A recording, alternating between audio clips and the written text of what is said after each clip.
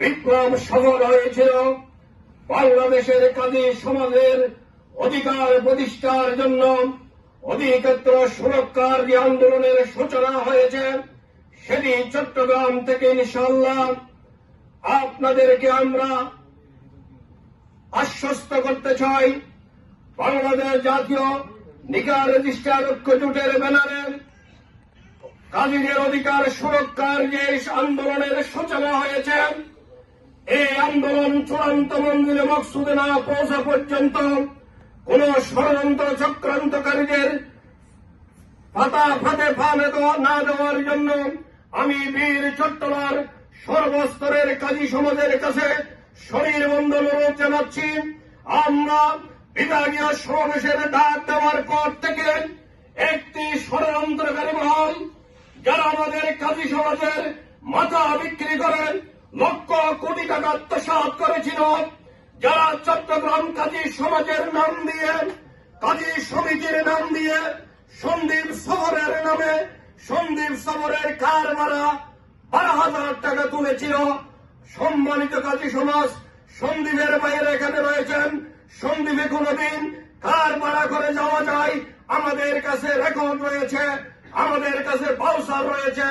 ওই সমস্ত নেতারা সন্দীপ যাওয়ার বাউচার করেছে 12,000 টাকা কার ভাড়া নিয়েছিল বলে তারা আমাদের কাছে সেই রেকর্ড রয়েছে। ওই ষড়যন্ত্রকারীরা আমাদের সমাবেশকে বানচাল করার জন্য সরকারি বেসরকারি বিভিন্ন চ্যানেলের মাধ্যমে চক্রান্ত করেছিল। আল্লাহর মেহেরবানিতে ওয়াল্লাহু খায়রুল মাকিরিন, আল্লাহর কোরআনের আয়াত, নাসরুম মিনাল্লাহি ওয়া ফাতহুন করিব। ইনশাআল্লাহ আমরা আল্লাহর কোরআনের আয়াতের উপর বিশ্বাস করি। আমরা আল্লাহর উপর বিশ্বাস করে ভরসা করে কাজী সমাজের অধিকার প্রতিষ্ঠা না হওয়া পর্যন্ত আমরা জাগ্রত থাকব। যখন ডাক দেওয়া হবে আমাদের জাতীয় নেতাদের পক্ষ থেকে, আমি বীর চট্টলার পক্ষ থেকে আপনাদেরকে আশ্বস্ত করতে চাই, দিনে হোক রাতে হোক, সকাল হোক সন্ধ্যায় হোক, নির্যাতিত নিপীড়িত অসহায় গ্রামীণ কাজীদের অধিকার প্রতিষ্ঠার জন্য আপনারা বীরের গতিতে এগিয়ে যান।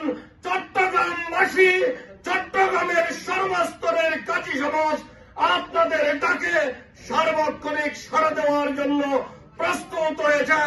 আমি জাতীয় নেতাদের সামনে বীর চট্টলার এই বিভাগীয় সমাবেশে আল্লাহকে হাজির নাজির জেনে আপনারা শপথ করেন, ওয়াদা করেন, আমরা খুলুসিয়াতের সাথে আমাদের নেতাদের নেতৃত্বে আমাদের অধিকার আদায় না হওয়া পর্যন্ত আমরা সামনে এগিয়ে যাব। আপনাদেরকে এই ওয়াদা আমরা নিতে চাই। আপনার আল্লাহকে হাজির নাজির জেনে ওয়াদা করেন, আমাদের নেতারাও আমাদের সাথে আজকে ওয়াদাবদ্ধ হবে। আপনাদেরকে আমি হাত তুলে ওয়াদা নিতে চাই। আমাদের যে কোনো আন্দোলন, যে কোনো সংগ্রাম, অধিকার আদায়ের সংগ্রামে আপনারা একসাথে ঐক্যবদ্ধভাবে এগিয়ে যাবেন। এই পর্যায়ে আমি বক্তব্য পেশ করার জন্য অনুরোধ